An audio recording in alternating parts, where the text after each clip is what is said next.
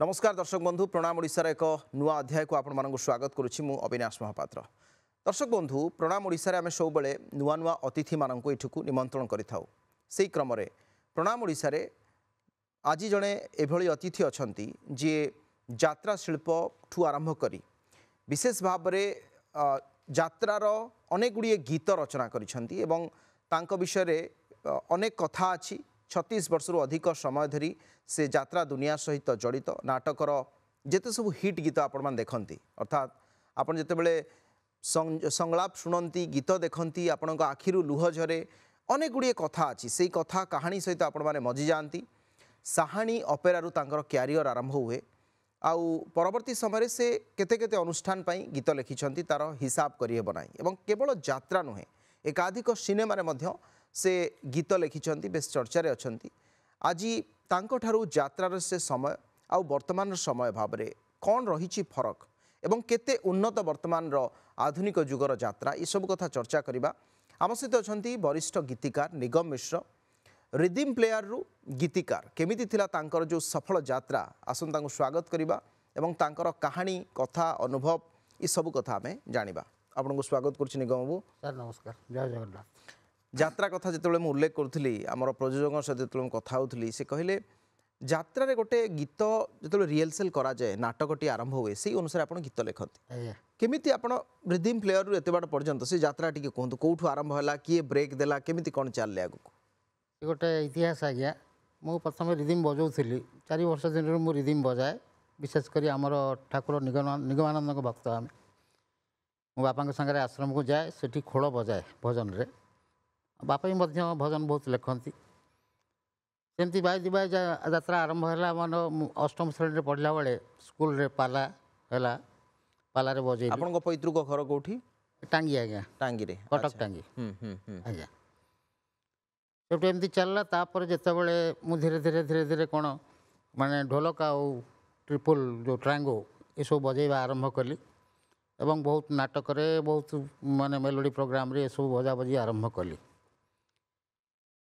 बजेवा अवस्था माने गोटे एमती माने एपिसोड आसिला माने गोटे नाटक होता है आपणकर जगजीवन राम लॉ कॉलेज रे अध्यापक पूर्णचंद्र मल्लिकर नाटक आजिर तामसा डॉक्टर बनबिहारी महापात्र तार डायरेक्टर थिले से नाटक रे बापी मिश्र से चलीगले से म्यूजिक करथिले मु बजाउली से नाटक रे गीत लिखा को आज्ञा आमर वरिष्ठ गीतिकार सची महांती तांको कॉन्ट्रैक्ट करा जायतिला से गीत लिखा पाई से किंतु कौन सी कारणवशतः आसी पारले नहीं समय दे पारले नहीं सेठू संगीत निर्देशक मते कहले तुम्हें गीत लिख मु कौन गीत टू मो घर बहुत दूर मु कौन लिखी आज्ञा ना ना तुम पार मु तुमको कोऑपरेट करी 90 दशक कथा एटा आज्ञा 88 मसीहार कथा 88 सेठू मत बाध्य कले जिते मुझे कलम धरवा आरंभ कली कौन लिखी कौन ना मुझे जानी कि तापर गोटे माने जो आपणकर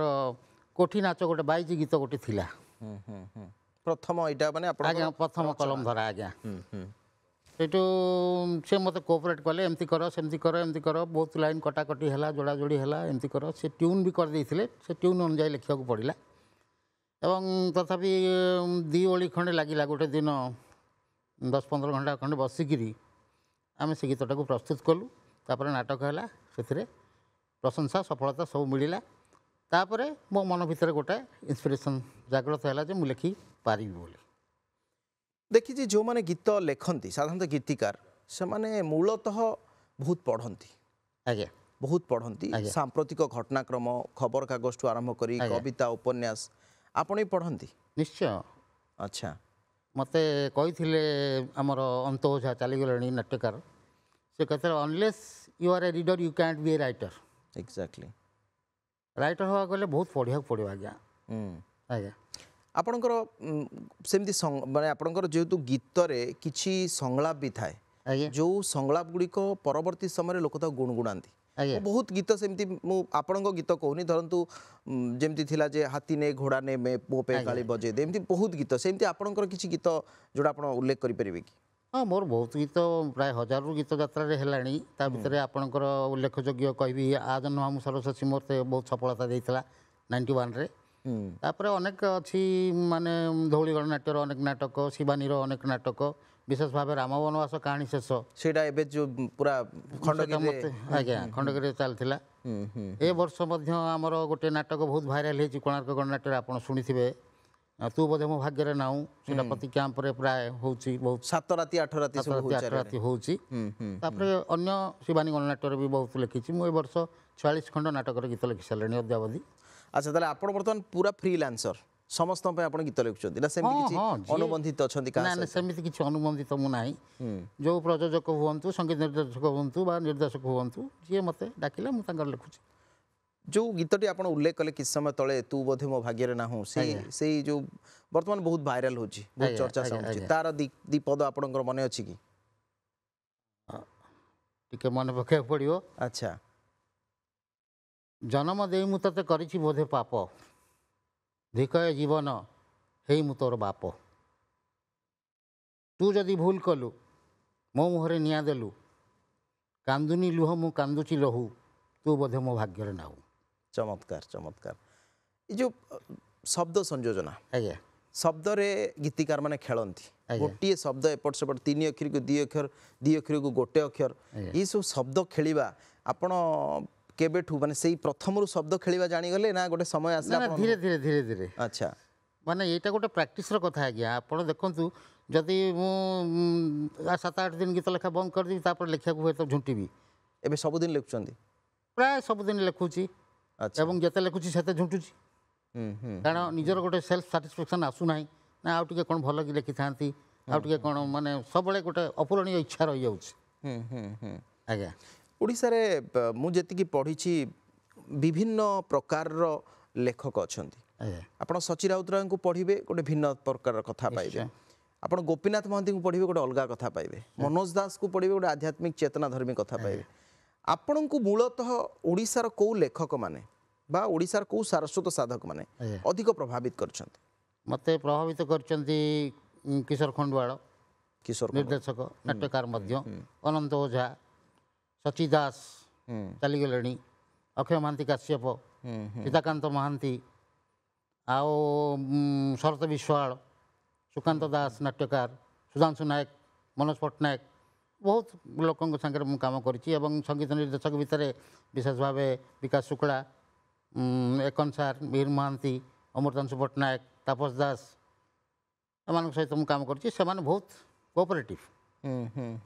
ନିଶ୍ଚିତ, ଯେଉଁମାନଙ୍କ ନାଁ କହିଲେ ସେମାନେ ନିଜ ନିଜ କ୍ଷେତ୍ରରେ ଯଥେଷ୍ଟ ପ୍ରତିଷ୍ଠିତ ଏବଂ ସେମାନେ ଗୋଟେ ଗବେଷଣାତ୍ମକ ଚିନ୍ତାଧାରା ମଧ୍ୟ ରଖନ୍ତି। ନିଶ୍ଚୟ ନିଶ୍ଚୟ। ସେଇ ଦିଗଟି ଆମେ ଆଉ ଗୋଟେ କଥା ବର୍ତ୍ତମାନ ସମୟରେ ଆମେ ଯଦି ଦେଖିବା, ତାହେଲେ ଗୋଟେ ବର୍ତ୍ତମାନର ଯେଉଁ ଗୀତରେ ମୂଳତଃ ମୌଳିକତା ଅଧିକ ଅଛି ନା ଆମେ ଇନଷ୍ଟ୍ରୁମେଣ୍ଟାଲ ବା ମ୍ୟୁଜିକାଲ କମ୍ପୋନେଣ୍ଟ ସେଥିରେ ଅଧିକ ଦେଖୁଛନ୍ତି? ନା, ସେଟା ଆକ୍ଚୁଆଲି ସିକ୍ୱେନ୍ସ ଉପରେ ନିର୍ଭର କରୁଛି। କେଉଁଠି ମାନେ ଗୀତଟାକୁ ସ୍ୱର ଉପରେ ବେଶୀ ଗୁରୁତ୍ୱ ରହୁଛି, କେଉଁଠି ଲେଖା ଉପରେ ଗୁରୁତ୍ୱ ରହୁଛି, କିନ୍ତୁ ଦୁଇଟା ଯାକ ପରିପୂରକ। ଆପଣ ଦେଖନ୍ତୁ, ଗୋଟେ ସଙ୍ଗୀତର ସ୍ୱର ବା ସ୍ୱର ଆଉ ଗୀତ ପରସ୍ପର ପରିପୂରକ। କିନ୍ତୁ ଯଦି ସ୍ୱର ବା ସଙ୍ଗୀତ ଉଭୟ ଯଦି ସମାନ୍ତରାଳ ଭାବରେ ନ ଯିବେ, ଗୋଟେ ଅଧିକ ଗୋଟେ କମ୍ ହେଇଗଲେ ସେଇଟା ବାରି ହେଇ ପଡ଼ିବ। ନିଶ୍ଚିତ ଭାବରେ ବାରି ହେଇ ପଡ଼ିବ। ଆପଣଙ୍କୁ ଲାଗୁନି, ଯେମିତି ଆପଣ କହିଲେ ଯେ ଅନେକ ଗୀତ ଅଛି, ଆମେ ଅକ୍ଷୟ ମହାନ୍ତିଙ୍କ କଥା କୁହନ୍ତୁ ବା ଆପଣ ଯାତ୍ରାର ଯେଉଁମାନଙ୍କ କଥା ସବୁ କହିଲେ, ଗୀତ ଆପଣ ଗୁଣଗୁଣେଇବେ ଯଦି ଗୀତଟା ଆପଣ ଶୁଣିପାରିବେ। ଆଜ୍ଞା, କିନ୍ତୁ ବର୍ତ୍ତମାନ ତ ଗୀତ କମ୍ ଶୁଣା ହେଉଛି, ମ୍ୟୁଜିକ୍ ଅଧିକ ଶୁଣା ହେଉଛି। ସେଇଟା ତାଙ୍କର ସାଉଣ୍ଡ ସିଷ୍ଟମ୍ ଉପରେ ଆକ୍ଚୁଆଲି ନିର୍ଭର କରୁଛି। କିନ୍ତୁ ଗୀତ ଅଛି ସେଥିରେ, ଆଜ୍ଞା, କିନ୍ତୁ ଅନୁଭବ ହୁଏ ଯେ ଗୀତ କମ୍ ଅଛି, ତାକୁ ଅଧିକ ଆମେ ନାଇଁ ନାଇଁ, ସେଇଟା ଆପଣଙ୍କର ଆଉଟପୁଟ୍ ପ୍ରୋବ୍ଲେମ୍ ଥାଏ ତାଙ୍କର ସେଠି, ମାନେ ବହୁତ ଡିଲେ ଫିଲେ ସବୁ ୟୁଜ୍ କରିକିରି ସେମାନେ ଏମିତି କରିଦିଅନ୍ତି, ଯାହାଫଳରେ ମାନେ ଆମକୁ ମାନେ ଗୀତ କମ୍ ଶୁଭାଯାଏ, ମ୍ୟୁଜିକ୍ ଅଧିକ ଶୁଭାଯାଏ। ଏଟା ଟେକ୍ନିକାଲ ପ୍ରୋବ୍ଲେମ୍। ଆଚ୍ଛା, ଗୀତରେ ଆଉ ଗୋଟେ ବଡ଼ ଦିଗ ତାହା ହେଲା ଯେ କବିତା ଲେଖିଦେବା ଆଉ କବିତାକୁ ଗୀତ କରିବା, ଆଜ୍ଞା, ଇଏ କ'ଣ ସମ୍ଭବ କି? ମାନେ ଗୀତଟା ହେଉଛି ତ ମାନେ ଛନ୍ଦଯୁକ୍ତ କବିତା, ଆଉ କ'ଣ? ଛନ୍ଦ କବିତା, ହଁ। ଆଜ୍ଞା, ତ ବର୍ତ୍ତମାନ ସମୟରେ ଆପଣ ଧର ଓଡ଼ିଶାରେ ଆମେ ଦେଖିଛନ୍ତି ଭଞ୍ଜଙ୍କ କଥା କୁହନ୍ତୁ, ଆଜ୍ଞା, କିମ୍ବା ତା ଯେଉଁ ପିଢ଼ିରେ ଆମେ ଦେଖିଛନ୍ତି, ବର୍ତ୍ତମାନ ଯେଉଁ ପିଲାମାନେ ଆସୁଛନ୍ତି ସେମାନେ କ'ଣ ସେମିତି ଲେଖୁଛନ୍ତି? ନାଇଁ ନାଇଁ, ବର୍ତ୍ତମାନ ତ କମର୍ସିଆଲ ହେଇଯାଇଛି ସବୁ। ବର୍ତ୍ତମାନ ସବୁ ମାନେ ଆପଣ ଦେଖନ୍ତୁ, ଫିଲ୍ମରେ ପ୍ରାୟ ଆମର ଓଡ଼ିଆ ଫିଲ୍ମରେ ପ୍ରାୟ ତ୍ରିଭାଷୀ କି ଚତୁର୍ଭାଷୀ ଗୀତ ଲେଖାଯାଉଛି। ବିଭିନ୍ନ ଶବ୍ଦ ଆଣି ଇଂଲିଶ ହଉ, ହିନ୍ଦୀ ହଉ, ସବୁ ମିଶାଇ, ଓଡ଼ିଆ, ତେଲୁଗୁ ଇତ୍ୟାଦି ମିଶାଇକିରି ସବୁ ଗୀତ କରାହେଉଛି, ମାନେ କମର୍ସିଆଲ ପଏଣ୍ଟ ସେ ଗୀତ କିନ୍ତୁ କାଳଜୟୀ ହେବ ନାହିଁ, ଏଭରଗ୍ରୀନ୍ ହେବ ନାହିଁ। ପ୍ରକୃତରେ ଓଡ଼ିଆର ଗୀତ ବହୁ ଗୀତ ଆପଣ ଦେଖିଥିବେ, କେତେ ଗୀତ କାଳଜୟୀ ହେଇକି ରହିଛି, ଅନେକ ଗୀତିକାରଙ୍କର। ଆଉ ଗୋଟେ କଥା ହେଲା, ମୁଁ ଦେଖିଛି ଅନେକ ସମୟରେ ଗୀତଟି ଦୁଇ ପ୍ରକାର, ଗୋଟେ ବ୍ୟବସାୟିକ ହିଟ୍ ହେବ, ଆଜ୍ଞା ଆଉ ଗୋଟେ ଅର୍ଥପୂର୍ଣ୍ଣ ହିଟ୍ ହେବ। ଆଜ୍ଞା ବହୁତ ଫିଲ୍ମ ବି ଅଛି, ବହୁତ ଯାତ୍ରାର ବି ଗୀତ ଅଛି, ଯେଉଁ ବର୍ଷ ବର୍ଷ ପରେ ସେ ଗୀତକୁ ଲୋକ ଆଉଥରେ ଶୁଣିଛନ୍ତି, ଆଜ୍ଞା ଆଜ୍ଞା ହିଟ୍ ହେଇଛି ଗୀତ, ଆଜ୍ଞା। ତାର ଲିରିକ୍ସ ବି ପରବର୍ଷ ସମୟରେ ଆସିଛି। ସେମିତି କିଛି ଆପଣଙ୍କର ବି ଲେଖାରେ ଅଛି କି? ହଁ, ମୋର ଅଛି ଅନେକ। ରାଜନ ମାମୁ ସରସ୍ୱତୀ କଥା କହୁଥିଲି, ରାମ ବନବାସ କାହାଣୀ ଶେଷ, କାହାଣୀ ଲାଗୁଛି ନୂଆ, ସମ୍ବଲପୁରୀ ନନୀ, ବହୁତ ନାଟକ ଅଛି। ମାନେ ଏଇ ଯେଉଁ ଗୀତ ଗୁଡ଼ିକ କେତେ କେତେ ସମୟ ଲାଗିଛନ୍ତି ତାର ଟିକେ ପୃଷ୍ଠଭୂମି ଉପରେ ଦର୍ଶକଙ୍କୁ କୁହନ୍ତୁ। କେମିତି କ'ଣ ଆପଣ ଲେଖନ୍ତି? ଆପଣଙ୍କୁ ଗୋଟେ ପ୍ଲଟ୍ ଦିଆଯାଏ ନା ଆପଣଙ୍କୁ କାହାଣୀ କହି ଦିଆଯାଏ ଏଇ ମଝିରେ ଗୀତଟି ଦେବାର ଅଛି, ନା ହିରୋ ହିରୋଇନଙ୍କର ଏମିତି ଅଛି, ବା ଏଇଟା ଗୋଟେ ସ୍ୟାଡ୍ ସଙ୍ଗ୍ କିମ୍ବା ଏଇଟା ରୋମାଣ୍ଟିକ୍, ଆପଣଙ୍କୁ ସିଚୁଏସନ୍ ଦିଆଯାଏ ନା ଆପଣଙ୍କୁ କୁହାଯାଏ ଆପଣ ଲେଖନ୍ତୁ ସେ ଅନୁସାରେ ଆମେ କରିବୁ? ନା ନା ନା ନା ସିଚୁଏସନ୍ ଦିଆଯାଏ। ନାଟକର ସିକ୍ୱେନ୍ସକୁ ନେଇକି ଆମକୁ ଗୀତ ଲେଖିବାକୁ ହୁଏ। କେତେକ ଜାଗାରେ ବିଶେଷ ଭାବେ ମୁଁ କହିବି କିଶୋର ଖଣ୍ଡୁଆଳ ନିର୍ଦ୍ଦେଶକ, ସିଏ ମୋତେ ଟୋଟାଲ୍ ତାଙ୍କ ନାଟକ ଲେଖି ସାରିଲା ପରେ ଗୀତ ଲେଖିବାକୁ ଡାକନ୍ତି। ତାଙ୍କର entire A to Z script, ମାନେ ଯେତିକିଟା ସିନ୍ ଥାଏ ସବୁ ମୁଁ ପଢ଼େ। ତା ଭିତରେ ଯେଉଁ ଯେଉଁ ଜାଗାରେ ଗୀତ ରହିବ ସେଗୁଡ଼ାକ ସବୁ ତାଙ୍କ ସାଙ୍ଗରେ ଡିସ୍କସନ୍ କରି ନୋଟ୍ କରି ଆଣେ, ତାପରେ ଲେଖେ।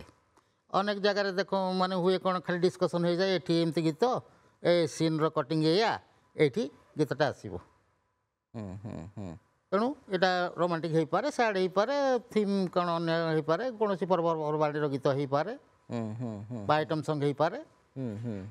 ତେଣୁ ସିକ୍ୱେନ୍ସକୁ ନେଇ କରିବାକୁ ହୁଏ। କିନ୍ତୁ ଗୀତ ଅନେକ ସମୟରେ ଆପଣ, ମୁଁ ଯେଉଁ କଥା ଉଲ୍ଲେଖ କଲି ଯେ କିଛି ଗୀତ ଅଛି ଯେଉଁଟା କାଳଜୟୀ, ଆଜ୍ଞା ତାକୁ ସମସ୍ତେ ଗୁଣଗୁଣାନ୍ତି, ଘରେ ଘରେ ହିଟ୍ ହେଇଯାଏ, ଆଜ୍ଞା। ତା ପଛର କ'ଣ କାରଣ, କେମିତି ସେଇଟା ହୁଏ? ସେଟା ଆକ୍ଚୁଆଲି ମୁଁ କହିବି ସିଙ୍କ୍ରୋନାଇଜେସନ୍, ମାନେ ନାଟକର ସିକ୍ୱେନ୍ସକୁ, ସୁରକୁ ଏବଂ ଗୀତ ଶବ୍ଦକୁ ସବୁଗୁଡ଼ାକ ଯେତେବେଳେ ଏକାଠି ହେଇଯାଏ ସେତେବେଳେ ସେ ହିଟ୍ ହେଇଯାଏ। ଆଉ କିଛି କହିଛି ପ୍ରଡ୍ୟୁସର କିଛି ଅଛନ୍ତି କହିଛନ୍ତି ଯେ ହିରୋ ହିରୋଇନକୁ ନେଇକି ଗୀତ ଲେଖାଯାଉ, ସେମିତି କିଛି ହେଇଛି? ସେମିତି କେହି ପ୍ରଡ୍ୟୁସର କହିନାହାନ୍ତି। ନାଟକର ସିକ୍ୱେନ୍ସକୁ ନେଇକି ଆମେ ସବୁବେଳେ ଆଲୋଚନା କରିକି ଗୀତ ଲେଖୁ। ଗୀତ ଲେଖିବାଟା ମାନେ ମାନେ ପର୍ଟିକୁଲାର ମୋର ଇଏ ନୁହଁ।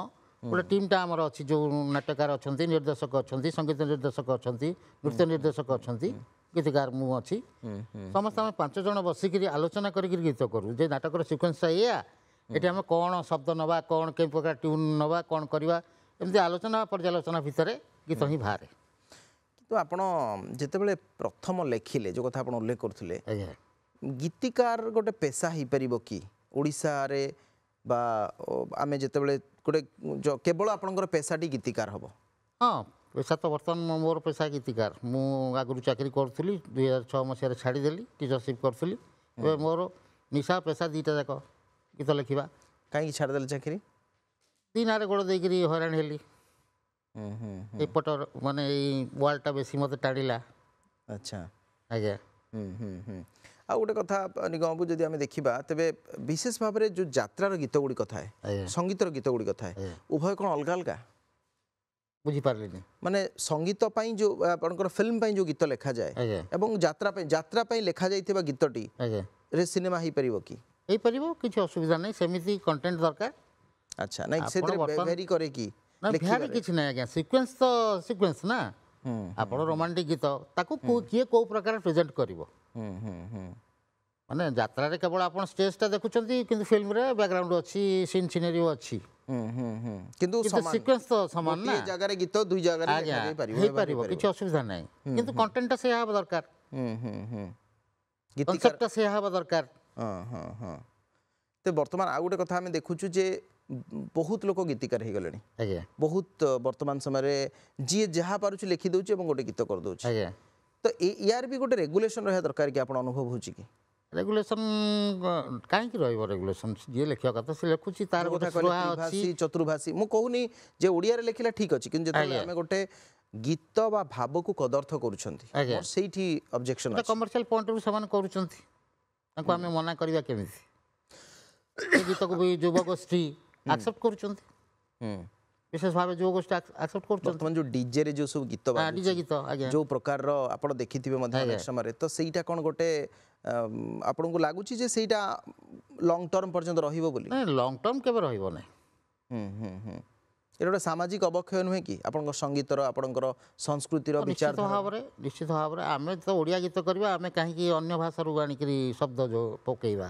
ମୋ ମତରେ ଯେ କରୁଛନ୍ତି ତାଙ୍କୁ ସେ କରନ୍ତୁ କିନ୍ତୁ ଗୋଟେ ବର୍ଷରେ କେତେ ଗୀତ ଓଡ଼ିଶାର ଯାତ୍ରା ଇଣ୍ଡଷ୍ଟ୍ରି ଯେ 200 ଯାତ୍ରାପାଟି ଆମେ ଦେଖିବା ଆଜ୍ଞା କେତେ ଗୀତ ଲେଖା ହେଉଥିବ ଗୋଟେ ବର୍ଷରେ ଆପଣ ପ୍ରତ୍ୟେକ ନାଟକରେ ହିସାବ କରିଦିଅନ୍ତୁ ଯଦି 200 ପାର୍ଟି ହେଲା ତାହେଲେ ପ୍ରତ୍ୟେକ ନାଟକରେ ମିନିମମ୍ 3ଟା ଗୀତ ହିସାବ କରିଦିଅନ୍ତୁ 600 ଗୀତ 600 ଗୀତ ତାହେଲେ ନାଟକ ବି ଅଧିକ 2-3ଟି ନାଟକ ବି ଗୋଟେ ବର୍ଷରେ ହଁ। ହେଉଛି ତାହେଲେ 1000 ପାଖାପାଖି ଗୀତ ଯୋଉଟା ବ୍ୟବସାୟିକ ଭାବରେ ସେମାନେ ତାକୁ କରୁଛନ୍ତି ଏ ଭିତରେ ଆଉ ଗୋଟେ କଥା ହେଲା ଯେ ଆମେ ବହୁ ବର୍ଷ ଧରି ଦେଖିଛନ୍ତି ଗୀତିକାର ହେବା ଏତେ ସହଜ ନୁହେଁ ଆପଣଙ୍କର ଗୋଟେ ବଡ଼ ରିସ୍କ ଥାଏ ଆପଣଙ୍କ ଗୀତ ଲାଗିବ ନ ଲାଗିବ 10ଟା ଗୀତରୁ ଗୋଟେ ଗୀତ ହିଟ୍ ହେବ ସେଇ ଯେଉଁ ରିସ୍କଟା ଆପଣ ବି ନେଇଛନ୍ତି ହଁ ରିସ୍କ ତ ନ ନେଲେ କେମିତି ଆମେ କିନ୍ତୁ ସକ୍ସେସଫୁଲ ହବା ଯାତ୍ରାପାଟି ମାଲିକ ବା ଯାତ୍ରାପାଟିର ପ୍ରଡ୍ୟୁସର ଯେଉଁମାନେ ସାଧାରଣତଃ ଆଜ୍ଞା। ସେମାନେ ତ ରିସ୍କ ନେବେନି ସେମାନେ ଆପଣଙ୍କୁ ଦାୟିତ୍ୱ ଦେଇଛନ୍ତି ସେଇ କ୍ଷେତ୍ରରେ ଆପଣ କେମିତି ସେମାନଙ୍କର manage ସେ କରନ୍ତି? କନଫିଡେନ୍ସ ନଥିଲେ ସେ କାହିଁ ମୋତେ ଦାୟିତ୍ୱ ଦେବେ ହୁଁ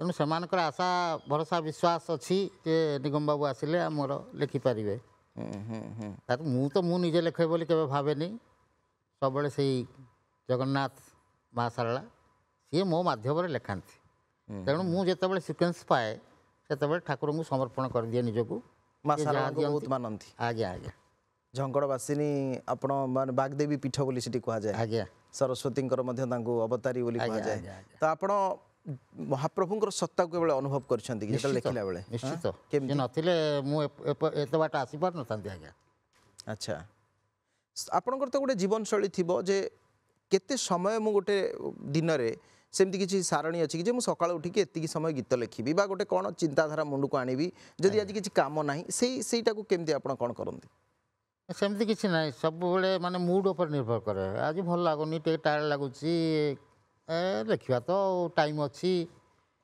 ଏମିତି ମୁଁ ଟିକେ ବେଶୀ ମାନେ ହେଳା କରିଦିଏ ମାନେ ଆଚ୍ଛା କ୍ରିଏଟିଭ୍ ଇଚ୍ଛା ଲୋକମାନେ ହୁଏନି। ସମସ୍ତେ ହେଳା କରନ୍ତି ଇଏ ଗୋଟେ ଅଭିଯୋଗ ଥାଏ ଯେ କ୍ରିଏଟିଭ୍ ଲୋକମାନେ ତାଙ୍କୁ କାମଟେ ଦିଆହେଇଥିବ ସେ ଡେଡଲାଇନ୍ରେ ସାରିବେନି ଲାଷ୍ଟ ମୋମେଣ୍ଟ ପର୍ଯ୍ୟନ୍ତ ରଖିଥିବେ ହଁ ଆଉ ତାପରେ ମୋର ଗୋଟେ ମାନେ ମାଇନସ୍ ପଏଣ୍ଟ ହେଉଛି ମୁଁ ବେଶୀ ଭାବେ କମ୍ ଲେଖେ ସମସ୍ତେ ସେଇଟା କରନ୍ତି ଆଚ୍ଛା ମାନେ ସେଥିପାଇଁ ମୋତେ ଟିକେ ଟାଇମ୍ ଲାଗେ ହଁ ହଁ ହଁ ବେଶୀ ଭାବିଲେ ତ ଆପଣ ଲେଖିପାରିବେ ନ ଭାବିଲେ ଲେଖିବେ କେମିତି ପରିବାରରେ ସବୁ କିଏ କିଏ ଅଛନ୍ତି ପରିବାରରେ ମୋର ସ୍ତ୍ରୀ ହୁଁ ଗୋଟିଏ ଝିଅ ସେ ବାହା ହେଇଯାଇଛି ହୁଁ ନାତିଟିଏ ମୋର 4 ବର୍ଷର ବାପା ମା ସବୁ ଏକ୍ସପାର୍ଟ କରିସାରିଛନ୍ତି ହୁଁ ଆଉ ଗୋଟେ ସାନ ଭାଇ ବି ଏକ୍ସପାର୍ଟ କରିଯାଇଛି ଆଉ ଗୋଟେ ଭଉଣୀ ଅଛି ସେଇ ଖଣ୍ଡଗିରିରେ ଅଛି ଆଉ ସାନ ଭାଇଟି ଅଛି ଆମର ସୁନ୍ଦରପଦାରେ ଆଚ୍ଛା ଏବେ ନୂଆ ପିଲାଙ୍କୁ କେବେ ଆପଣଙ୍କୁ ଟ୍ରେନିଂ ଦେବାକୁ ପଡ଼ିନି କେବେ ଯାତ୍ରାପାଟି ମାଲିକମାନେ କହିନାହାନ୍ତି ଯେ ଆପଣ ଆମେ ଗୋଟେ ଗ୍ରୁପକୁ ଗ୍ରୁମ୍ ଅପ୍ କରାଉଛୁ ଆପଣ ତାଙ୍କୁ ଟିକେ ଟ୍ରେନିଂ ଦିଅନ୍ତୁ ସେମାନେ ଗୀତ ଫିତ ଲେଖନ୍ତୁ ଗୀତ କେମିତି ଲେଖିବା ପାଇଁ ନା ସେମାନେ ଯାତ୍ରାପାଟି ବାଲା କହିନାହାନ୍ତି କିନ୍ତୁ କିଛି ଯେଉଁମାନେ ନୂଆ ପିଢ଼ିରୁ ବାହାରୁଛନ୍ତି ସେମାନେ ବେଳେବେଳେ ମୋତେ ଫୋନ୍ କରନ୍ତି ବା ମୋ ପାଖକୁ ଆସନ୍ତି ମୁଁ କେମିତି ଲେଖୁଛି କେଉଁ ଷ୍ଟାଇଲ୍ରେ ଲେଖୁଛି ବା ଆମର ଯେଉଁ ସିଟିଂ ହୁଏ ଯେତେବେଳେ ଆମେ ମ୍ୟୁଜିକ୍ କମ୍ପୋଜ୍ କରୁ ବସିକିରି ମ୍ୟୁଜିକ୍ ଡାଇରେକ୍ଟର ଆଉ ମୁଁ ସେତେବେଳେ ସେମାନେ ଆସିକି ବସିକିରି ମଧ୍ୟ ଗୋଟେ ମାନେ ଦେଖନ୍ତି କେମିତି ଲେଖୁଛନ୍ତି କେମିତି କ'ଣ କରୁଛନ୍ତି ତାପରେ ସେମାନେ ଲେଖିକି ସବୁ ଦେଖାନ୍ତି ତାକୁ କରେକ୍ସନ୍ ଫରେକ୍ସନ୍ ଆମେ କରିଦେଉ ଏଡ଼ିଟିଂ କରିଦେଉ ଏମିତି ହୁଏ ଗୀତ କେବେ କପି କରିଛନ୍ତି copy in the sense copy ମାନେ ଗୋଟେ ମାନେ ଅନ୍ୟ ଭାଷାରୁ ଯେଉଁ ଗୀତଟି ହିଟ୍ ହେଇଥିବ କିମ୍ବା ଆପଣଙ୍କୁ ଯଦି ବରାଦ ଆସିଥିବ ହଁ ବେଳେବେଳେ ହେଇଛି ସେମିତି ମାନେ ସେ ଏକ୍ଜାକ୍ଟଲି ତ କପି କରି ହେବ ନାହିଁ ସେଇ କନସେପ୍ଟଟାକୁ ଆଣିକିରି ଓଡ଼ିଆରେ ଥୋଇବାକୁ ପଡ଼େ ବେଳେବେଳେ ହେଇଛି ସେମିତି ହେଇଛି ସେମିତି ସିନେମାରେ ବି ହେଇଛି ହଁ ସିନେମାରେ ହେଇଛି ମୁଁ ଗୁଡ଼ାଏ ଆପଣଙ୍କର ଏବେ ଯେଉଁ ଡବିଂ ପିକ୍ଚର ହେଉଛି ମୁଁ ଗୁଡ଼ାଏ ତେଲୁଗୁର ପିକ୍ଚର କରିଛି ତେଲୁଗୁ ପିକ୍ଚରର ଓଡ଼ିଆ ଭର୍ସନ୍ କରିଛି ନିଗମ ଆଉ ଗୋଟେ ବଡ଼ ଅନେକ ସମୟରେ କଥା ଥାଏ ଯେ ଯେତେବେଳେ ଆମେ ଗୋଟେ ଗୀତ ଶୁଣୁ ପ୍ରଥମେ ଆମ ମନକୁ ଆସେ ଆମେ ସେ ଗୀତଟିକୁ ରିଲେଟ୍ କରିବା ଆମେ ସେ ଗୀତରେ ବଞ୍ଚିବା ଆଜ୍ଞା ଆପଣ ଯେତେବେଳେ ଗୀତ ଲେଖନ୍ତି ସେଇଟାକୁ ଅନୁଭବ କରି ଲେଖନ୍ତି ନା କେବଳ କିଛି ଶବ୍ଦକୁ ଆଣିକି ରଖନ୍ତି ତାପରେ ଆପଣ ସେଇ ଫିଲିଙ୍ଗସକୁ ଆଣନ୍ତି ତାପରେ ଲେଖନ୍ତି କେମିତି ଆପଣ ଲେଖା ଶୈଳୀଟି କେମିତି ଥାଏ ନାଇଁ ମୁଁ ଆକ୍ଚୁଆଲି ସିକ୍ୱେନ୍ସଟା ଶୁଣିଲା ପରେ ବହୁତ ଭାବିଲା ପରେ ପ୍ରଥମେ ହେଉଛି ମାନେ ଗୀତ ହିଟ୍ ହେବାର ପ୍ରଥମ ହେଉଛି ଗୋଟେ ଫାର୍ଷ୍ଟ ଲାଇନ୍ଟା ଆପଣଙ୍କର ଯେକୌଣସି ଗୀତ ଦେଖନ୍ତୁ ଫାର୍ଷ୍ଟ ଲାଇନ୍ ଯେଉଁ ଗୀତଟା ଆପଣଙ୍କୁ ଛୁଇଁଦେଲା ତାପରେ ଚାଲିଯିବ ଅଟୋମେଟିକାଲି ମୁଖଡ଼ାରୁ ଅନ୍ତରାକୁ ଖସି ଯାଇପାରିବ ତେଣୁ ସେଇଟା ପ୍ରଥମେ ଚିନ୍ତା କରିବାକୁ ପଡ଼େ କ'ଣ ଆମେ ଲାଇନ୍ ନେଲେ ଆମ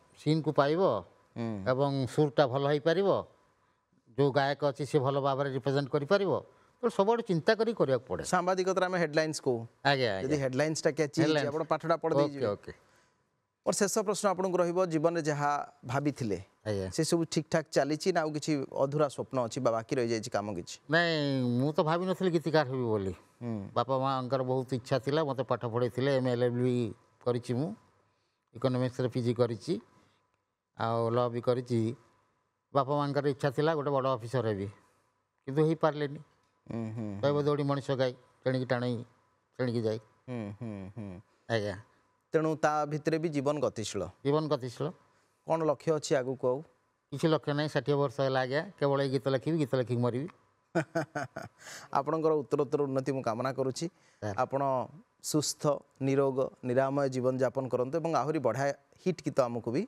आहुरी भेटी दियंतु धन्यवाद. समय हो गलानी अनेक अनेक धन्यवाद आपको आज्ञा दर्शक बंधु निगम मिश्र थे सहित कथा होते विशुद्ध भाव में जड़े चमत्कार मनीष जड़े पॉजिटिव पर्सन सी सहित कथा हेले एवं आमे आमर जी कृति अच्छी आमर जो साधना रही जिते सरल करवा एवं जिते सुंदर भाव में ताकू आगो को बढ़ेबा संभवतः आम सृष्टि भी सेतिकी सुंदर एवं सेतिकी सरल हो भल लगे आज एपिसोड आपण मानक आशा करुच्ची निश्चित भाव में भल लगी विदाय दिंतु नमस्कार